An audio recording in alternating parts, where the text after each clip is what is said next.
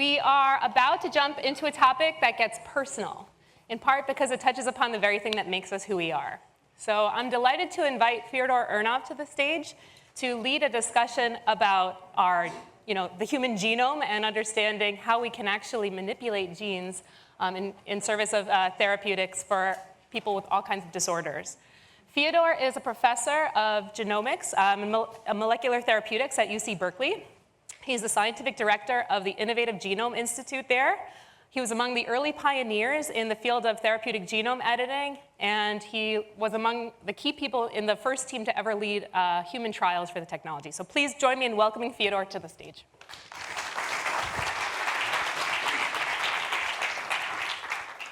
Let's get personal.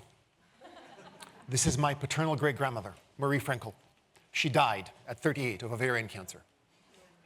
Through genetic analysis, I know that neither I nor my two daughters have inherited their genetic risk gene. 50 million plus women are less lucky, and they have that risk today. The person on the right is my dad being interrupted by little me while working. He was a professor of literature. I lost him 2 years ago to cardiovascular disease. And his mind started to go, which was devastating. He started to develop dementia. And he knew the works of Shakespeare by heart. It was painful beyond recognition. This is not about me. This is about the hundreds and hundreds and hundreds of millions of people in the world who have genetic risk for disease. 20 years ago, with Philip Gregory and Mike Holmes at a biotech company in the Bay Area, we developed a technology called human genome editing. And we called it that by analogy with, showing you this image in precisely the right audience. You see the standard keyboard where we replaced QWERTY with the 4 letters of the DNA language. Why am I showing you this? Well, because gene editing clinically has become a reality. This is the focus of our panel this morning. The 64,000 base pair question is, what happens next? Here are my disclosures. Rob Stein at NPR has done some amazing reporting on gene-edited people. I really encourage you to read his reporting. Just type Rob Stein, NPR, CRISPR. The first person to be CRISPR'd, Victoria Gray, I'm amazed to say that there's now an approved medicine to treat her condition, which is sickle cell disease. CRISPR has been used to treat degenerative diseases, to treat cancer, and even to treat and repair blindness.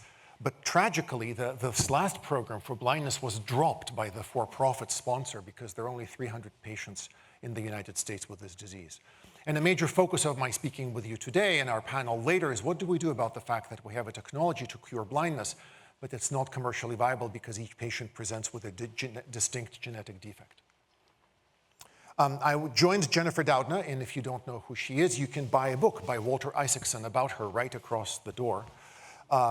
She started the Innovative Genomics Institute after discovering how CRISPR gene editing works.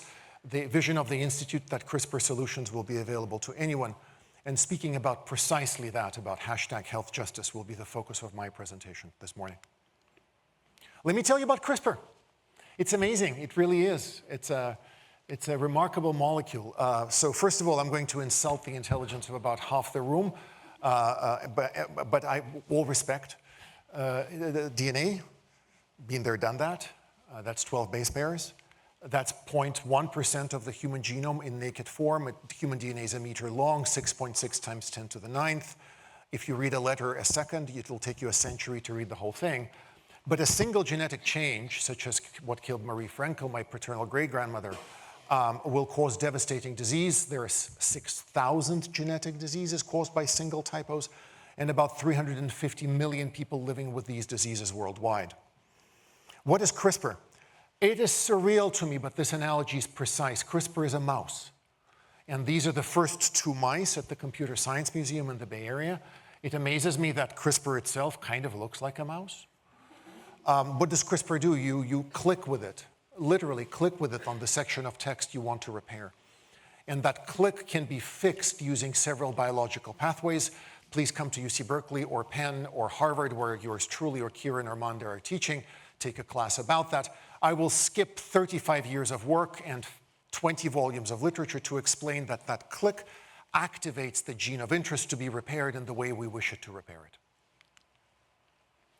Now, what you're about to see will look like an animation for a 6-year-old.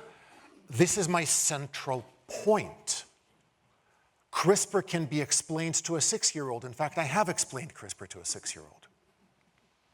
So CRISPR is a protein, and it is armed with a location code. The location code is a nucleic acid, and it finds the target to fix it. How does it do this finding? Here's DNA, here's a stretch you want to fix. You find a 20 nucleotide stretch in that target gene, just 20 letters. And then you take this nucleic acid and you replace that 20 nucleotides with a string that matches the gene target. And now, folks, here is the Nobel Prize. The rules according to which that nucleic acid, which costs $50 in 4 days to make, routes the protein to click on the genetic text, are the rules that Jennifer Doudna and Emmanuel Charpentier discovered in their Nobel Prize-winning work, A equals T, C equals G. We have never had a technology where you can go from medicine for disease 1 to medicine to disease 15, from cancer for sickle cell disease to blindness to a degenerative disease, using such simple design rules. Now, to be clear, we have technologies that are that versatile. For example, antibodies, and George Yankopoulos, who is the CSO of Regeneron, has kind of written the textbook on this, and he's in the room. But we've never had a technology where you can, with a single administration, potentially create a lasting therapeutic benefit. Because once you fix the DNA, the gene editor is no longer necessary. And once this engagement has happened, as Jennifer and Emmanuel discovered, you click on the genetic text and you activate it for repair. This is what was done to Victoria Gray. This is not a hypothetical. And so what do you do to Victoria Gray or anybody else with sickle cell disease, which of course is a single letter change in the gene encoding beta globin? You've all learned this in AP biology in high school. This image, I'd say about 3/4 of you have never seen before. This is the actual representation of planet Earth with respect to people with where people with sickle cell disease live. Now, in the United States, 120,000 of our fellow Americans have this devastating genetic condition. How do you CRISPR a human being? In the case of Victoria Gray, you bring her to the hospital, you treat her with a chemical that causes her blood stem cells to leave the bone marrow and enter the circulation. You purify those stem cells, you zap them with CRISPR, you do chemotherapy, and you put the cells back in. I'm now going to show you what, for me personally, I'm a gene editor, is the single greatest scientific result in history. These are swim plots. These are clinical trial data on about 40 individuals that were treated with CRISPR. The way swim plots are built is each line is a human being. These ugly little dark objects are severe episodes of pain that drive people to go to the hospital. They're aligned with respect to when they received CRISPR. No education is necessary to see what a staggering effect this medicine has had. Victoria Gray is the top line. She stopped going to the hospital. She calls them my super cells. I heard her speak about this. Everybody cried. Look at how well this is working. This is what CRISPR has done. It's now an approved medicine on the FDA website, 14 years after Jennifer discovered how this works. It's on the FDA website. Yay? Define yay.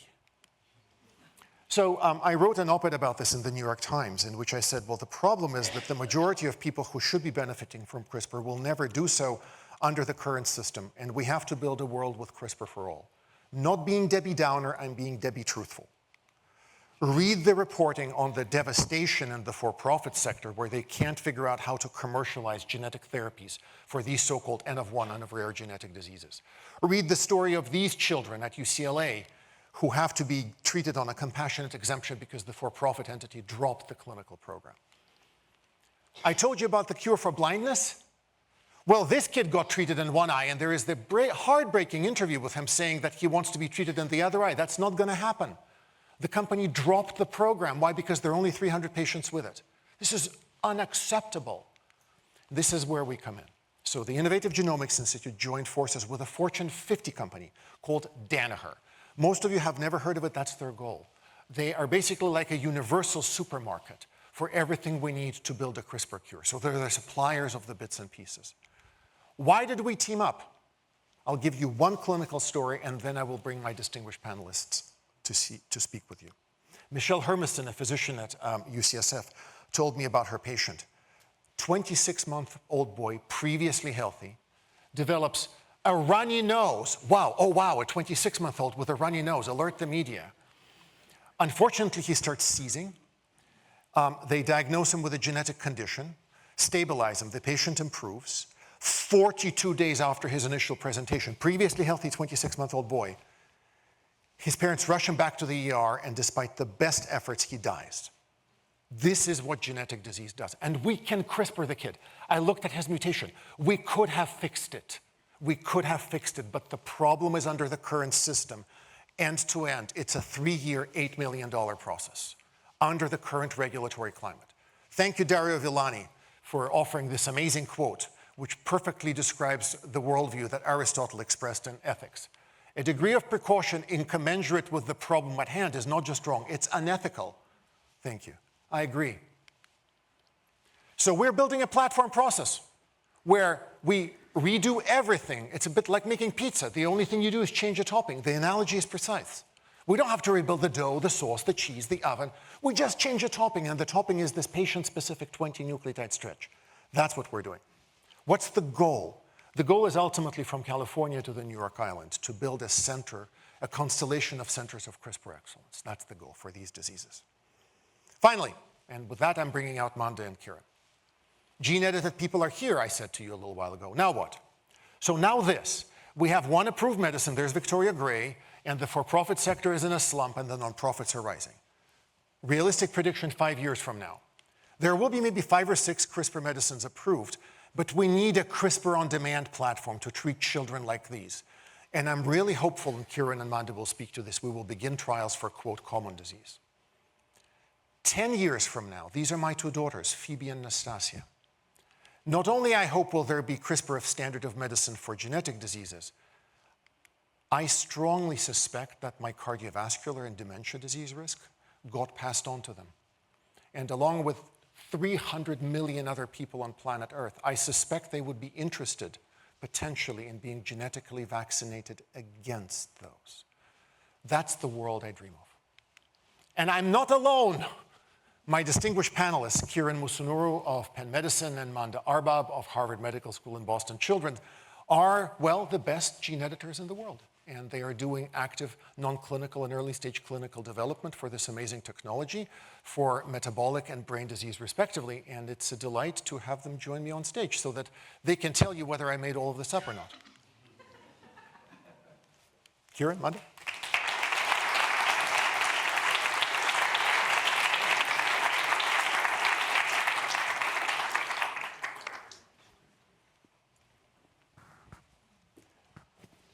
Thank you both for being here. Of course. Kiran, did I overstate things as far as the degree of unmet medical need in this space? I think you understated things. I say that very seriously as someone taking care of patients or involved in the care of patients who are dealing with this, exactly the sort of scenario you outlined. Let me give you another scenario, a very similar scenario.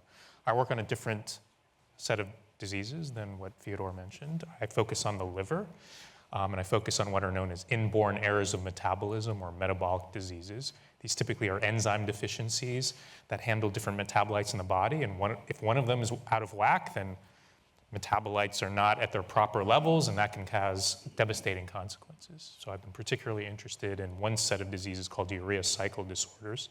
So I'm going to tell you about 2 kids. First kid was born, everything seemed okay, but shortly after birth, wasn't feeding well, was drowsy, and the physicians were clued in, okay, something's wrong. And when that happens, they go from the well baby unit to the intensive care unit. And they very quickly realized something was very, very bad. And this was a community hospital, so they did the appropriate thing and immediately transferred the kid to a specialty center, in this case, the Children's Hospital of Philadelphia, or CHOP, where I work. And the physicians at CHOP realized something was very off, did a lot of blood work, and realized the amount of ammonia in the blood was very high. Now, if that sounds like a bad thing, it's a very, very bad thing. If your ammonia level's high, it is immediately starting to cause irreversible damage to the brain. So they had to treat this kid immediately, 48 hours of dialysis to clean the ammonia out of the blood, and then a few more weeks of care to get that kid back to an okay, stable state. And then finally, 21 days after being born, was able to go back home. But came back a couple of weeks later, same sort of condition, was drowsy, had diarrhea, was just off. Turns out the ammonia level had come back up again. And it turned out this kid had one of these urea cycle disorders. And there's no real medical treatment for this. And so what ended up happening is you can temporize, you can put the kid on dialysis, clean it out of the blood, and then send him back home. But this kid ended up cycling in and out of the hospital 6 or 7 times over the next year. Just kept coming back because, again, there's no treatment for this disease. And every time the ammonia level rose, that means more damage to the brain. So her function declined over time. About halfway through the first year, could no longer feed on their own. And so had to have what we call a PEG tube placed, the tube that goes straight into the stomach and through which food can be given, because the kid couldn't eat food on their own. By about 1 year of age, the kid was old enough that the body is large enough that anatomically it becomes reasonable to actually do a transplant. So this kid was listed for a liver transplant and a few months later got the liver transplant. And you might think that's the end of the story. Okay, problem fixed, because the liver is where these enzymes are. It was not the end of this kid's problems. There was a bio leak that required another hospitalization to fix that. The liver started to get rejected. Had to come back into the hospital to fix that, get put on a high dose of steroids. That happened a few more times, so there were several more hospitalizations. And so the point is that these very devastating diseases, we can temporize, we can even do heroic things like liver transplant, but once you've reached a certain level of decline, you're never coming back from that. And this kid is now 6 years old. He has a lot of assistance with daily living, can speak in 2-word phrases, can attend a special needs school. And so it's doing okay. And in fact, this is the best case scenario for this kid. Worst case scenario is that kid would have gotten a liver transplant and would have died, very, very young. That's the first patient. Second patient was actually born a few weeks ago. So, this is not a story. This is real life. Was born a few weeks ago. Same situation at a community hospital, was not responding well, was not feeding well.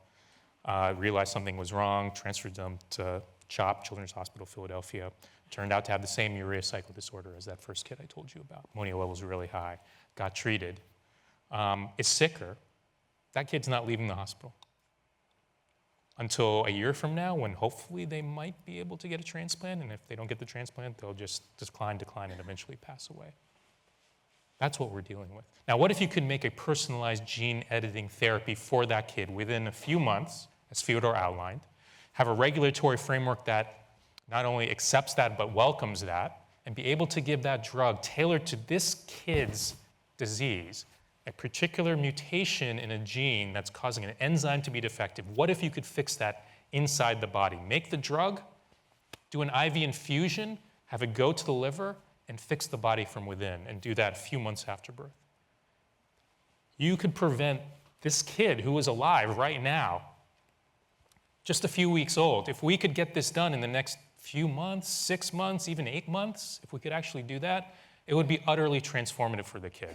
They wouldn't face nearly as much cognitive decline as they continue to have these episodes of high ammonia in the blood. They wouldn't need a liver transplant.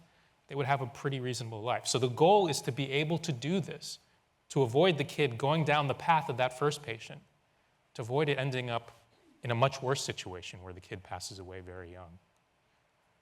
Now, all of this sounds well and good, and I am actively working on this, and Fyodor is working on. We're working really intensively to try to make this happen for this patient. And we'll see what happens. There are enormous, formidable barriers. There's manufacturing. There are the regulatory constraints that we have to work through. But we're going to try our darndest to actually make this happen. And that's one patient. But Fyodor mentioned a term that I really like, which is health justice. I use a slightly different term, translational justice, because I think of translation as going from the laboratory to the clinic. But it talks about the same thing, which is that this is all well and good if you have scientists like myself and Fyodor who are very motivated and able to pull on some levers and actually get this done for the service of one kid. But what about all the kids out there who have these diseases, who have other serious diseases like the one that Fyodor described? How are we going to be able to help them? And Fyodor outlined very nicely the problem with the status quo. The way things are right now, it is simply too expensive and too prohibitive to be able to make personalized therapies. And so what will happen is that there will be a form of what I call mutational discrimination. And what I mean by that is that certain diseases, or certain genes with certain mutations in high-income countries are going to get treatments made for them. They're going to have CRISPR made for them. And everyone else is out of luck. An enormous potential for inequity here. And Fyodor mentioned sickle cell, and I think one of his points was, ironically, it's a highly underserved disease, but we now have the first CRISPR cure, and it's for sickle cell, which is incredible for all the patients who have sickle cell. But let's think about this. There are 100,000 individuals estimated to have sickle cell disease. It's a terrible disease, not great treatments. Now we have a curative, I think it's fair to say, curative treatment for it. And worldwide, there are many more, there are millions of people who have sickle cell disease. There is enormous potential for inequity there, certainly, because the cost of these treatments, once approved, what is it, 2.1, 2 point, something like that, $1 million, because that's what it costs. And it was only developed because somebody at a company said, okay, it actually makes sense. There's a commercial opportunity here. There's so-and-so number of patients, and you can charge so-and-so, and so we can make this. And there's a single mutation that is found in all sickle cell patients. And there are enough of them in the United States, in a high-income country, to actually make this worthwhile. What about all the other diseases that don't have that many patients? What about all the diseases, which is most of them, where every patient with the disease has a different mutation? What if it was your kid or your grandkid who was like that kid I mentioned, who's in the hospital now, who was born just a few weeks ago, and they happen to have a mutation that no one has ever seen before, and they may be the only person in the world who has that mutation? Who's going to make a treatment for that kid? Even though it is technically feasible, there is nothing from a technical perspective that would prevent us from making that drug. Who's going to make that drug? Nobody. Not in the current status quo. So we really, really need to marshal our resources and think hard about how to make this happen. Not just for the service of some underserved kids, but for all underserved kids. And I don't mean to just talk about kids. There are all, adults who have devastating conditions of various types. Fyodor mentioned a few. We should be able to help them too. But in order to do this, we really have to rethink the entire model of drug development. Think about things in a very different way. And I've talked enough. No, this is... And folks, I'll turn it back over to Fyodor and Manda. All three of us are here over lunch and for the rest of the day. If you want a 2-hour presentation about what we are doing, it'll be very fact-dense. Yes, there is a hashtag Yes We Can mentality, but for the first time, I think, in the history of biomedicine, certainly in the Western world, the academic and nonprofit sector has to take a leading role. This is not a zero-sum game with industry, but...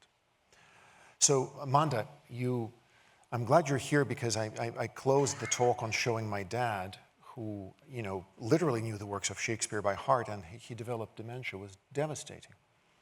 And I did seriously dream of, Phoebe and Nastasia, my two, as well as, hundreds of millions of others with genetic risk. Potentially, they're having a CRISPR for them. Am I deranged? I don't want to say demented. Am I crazy? Do you think that CRISPR on the brain will be?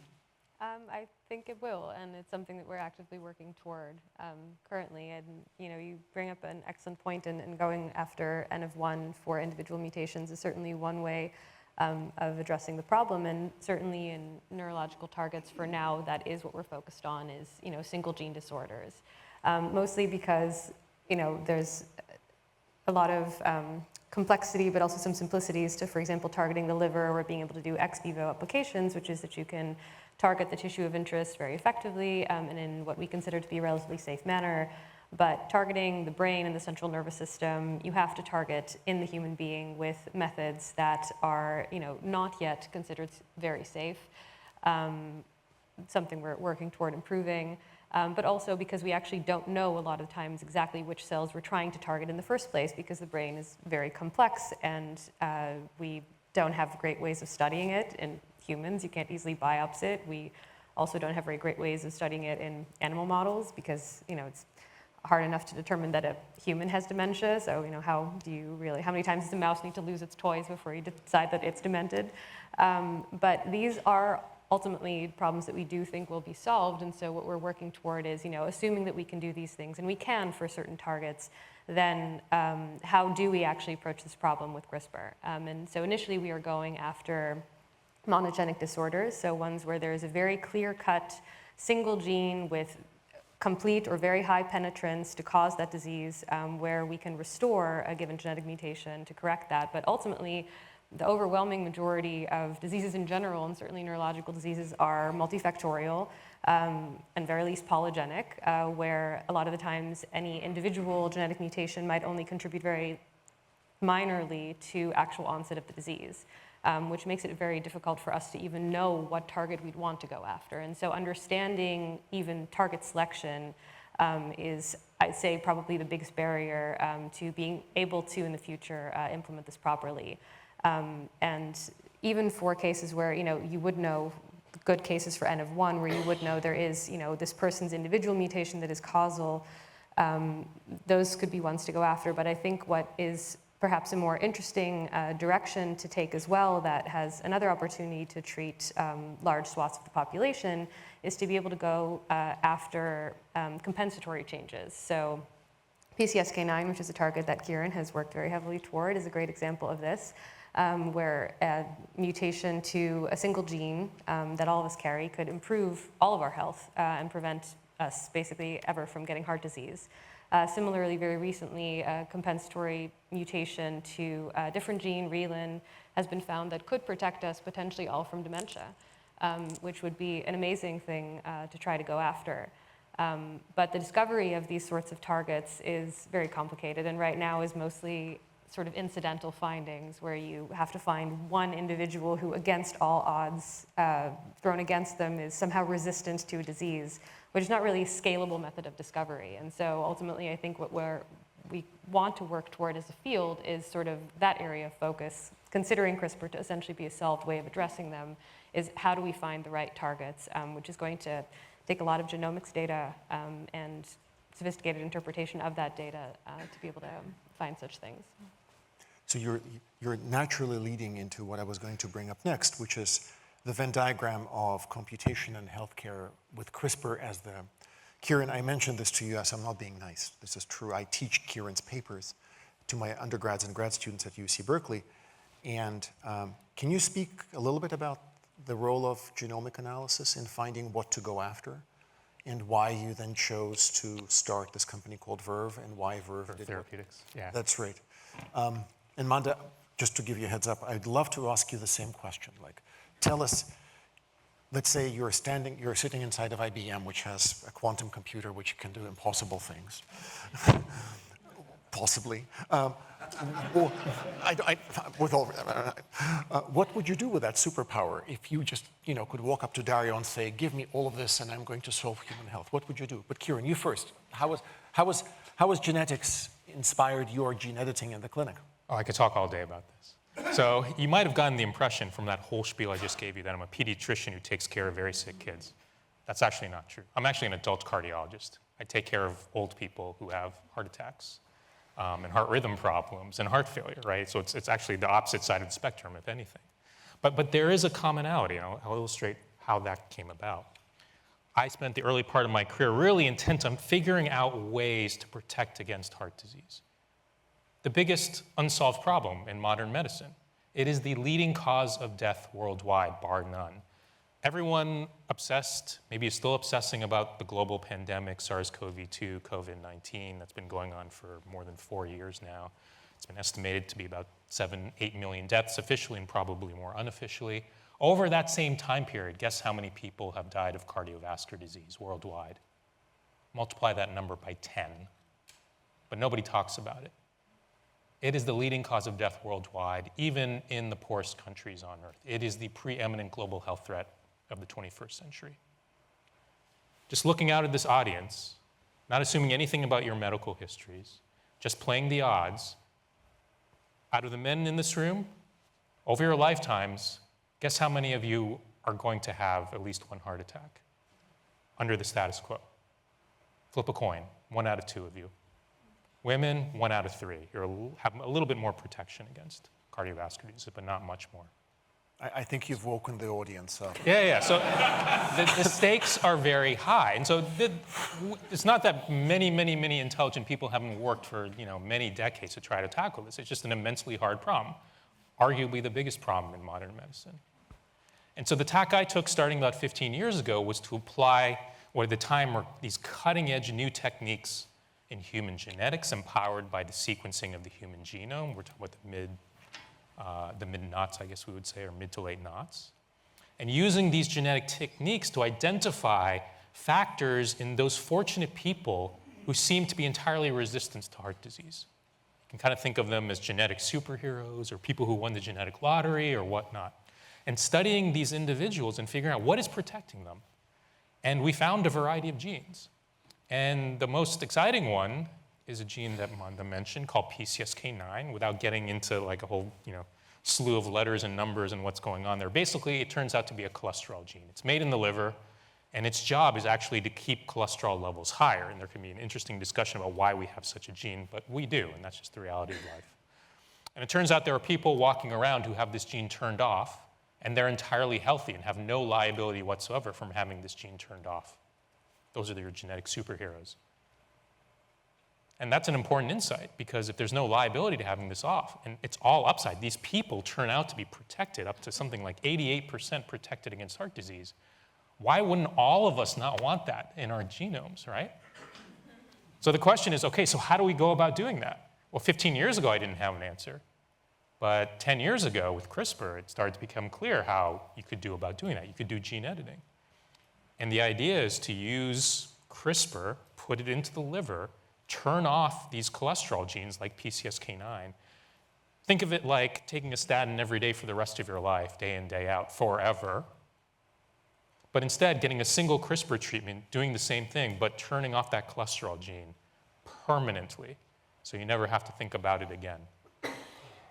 That's what we're talking about. It's almost like, I know it's a fraught word these days, but it's almost like a vaccination against heart disease. It would give you permanent, lifelong protection against heart disease. Now imagine if you took that very young.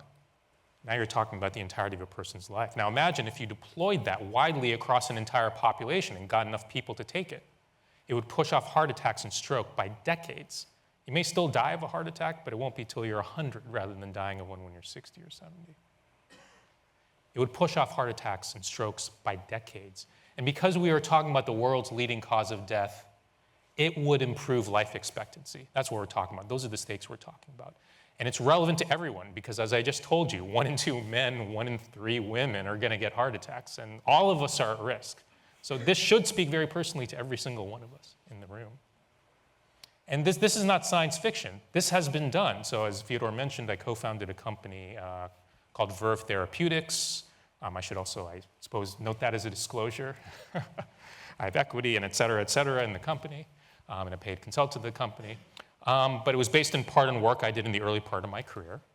And Verve has taken a CRISPR therapy based on this principle into clinical trials and has treated a small number so far, but enough patients who have bad cardiovascular disease, who have very high cholesterol levels, has treated patients, and they have responded tremendously well in the sense that their cholesterol levels have fallen up to 70%. And so far, it's still early days, but it's been stable out to almost a year, if not longer.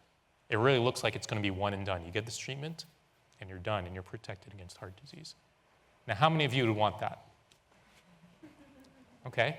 How many of you would want a combination that gave the protective effects of what I just described, protect against heart attacks, but also weight loss drugs or weight maintenance drugs like GLP-1 receptor agonists? This is doable. That would sell like hotcakes, right? Like any young adult, I think, would be clamoring to get that. So there is the potential here to use this technology to better the entire species, all of humankind, on a very broad basis. And what blows my mind is the exact same technology can be used to treat those kids that Fyodor and I talked about. It is the same technology.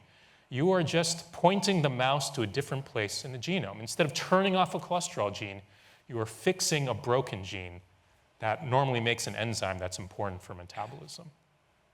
All you need to do is just swap the GPS address, if you want to think of it that way. From a technical perspective, the bar is very low. This has the potential to utterly transform human health looking forward. I'm just dreaming of asking for that prescription, to be honest with you. Manda, I teach your papers as well, as I've told you in private, and happy to acknowledge in public. They're wonderful in part because you Venn diagram computational biology and gene editing, I think, in a just completely best-in-class way. So here you are in the centerpiece of it all, right? Everybody calls computers IBM. I certainly am old enough to have had that first IBM PC-18. This was in 1987. I'm that old. If you had all the compute power in the world and you wanted to solve human neurological health, what would you do? Yeah, it's still actually a very complicated question because even with all the computational power in the world, what we're greatly limited in our field is data. It is not possible, even if we sequenced all the genomes in the world that have ever been, for us to acquire enough data to actually answer the questions that we want to answer.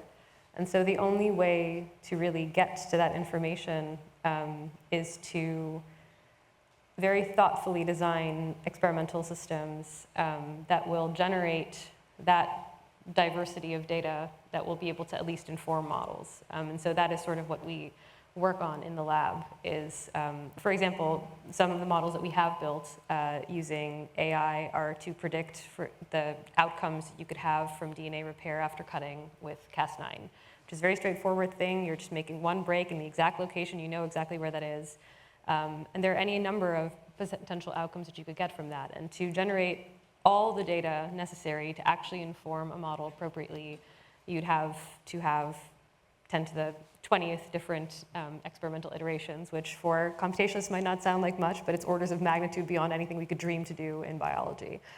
So we need to design systems where we can maybe only look at libraries of 2,000 iterations of a thing, gather data on that, and inform these models with priors to then build accurate systems.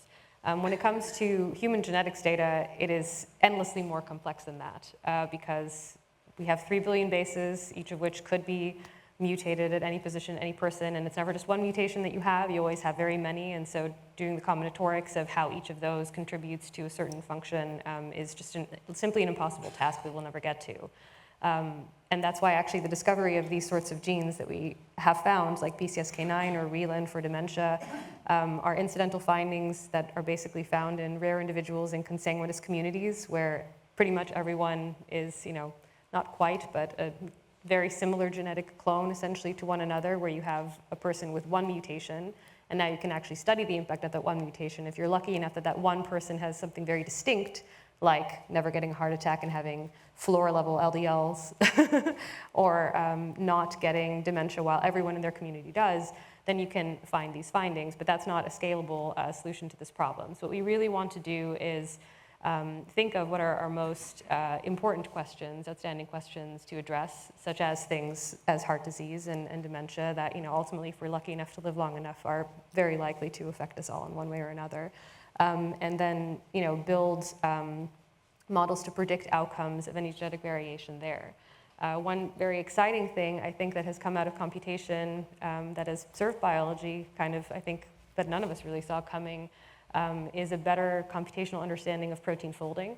Mm-hmm. Protein folding is a notoriously difficult thing to understand. So proteins are also made up of just a linear sequence, much like DNA, that in theory you could understand, except that it folds into a three-dimensional structure that we are very poorly equipped to predict. But now, thanks to models like AlphaFold, we're able to do that a little bit better. And there are, variations, multiple generations after, that can also help us interpret how mutations to proteins might affect their function, but more importantly, proteins don't act in isolation. They always interact with things. So the docking problem of how to dock proteins on other proteins, and ultimately how to dock proteins on nucleotides, because affecting gene regulation is one of the main ways that changes happen in cells. So advances in that space might be really huge for our field, because if you can model all of these things in silico, as opposed to relying on sort of a more biological readout at every stage of this diversity, I think that would be able to bring us to that next stage of using very intense computation to actually understand and predict outcomes of genetic variation on function, which is really what we need if we want to be able to understand how to, what mutations affect and could potentially cure disease. So before I open the floor for a few questions, since you're the one with the street cred on this panel, to answer the following. Is it possible that the three of us, as practicing human gene editors, will become redundant and there will be AI engines that could design a CRISPR? That would be fantastic. if it could. I don't see it happening anytime soon, unfortunately. I think, again, as said, these computational models could only be built and then still be interpreted with heavy involvement from biologists, because there's too much to take into consideration that we don't have enough data on to have it just all go in a box and spit out an answer for us. So we're certainly not going to be obsolete anytime soon, I think. On that note of optimism, I could listen to these two speak for the rest of my life, and I hope to.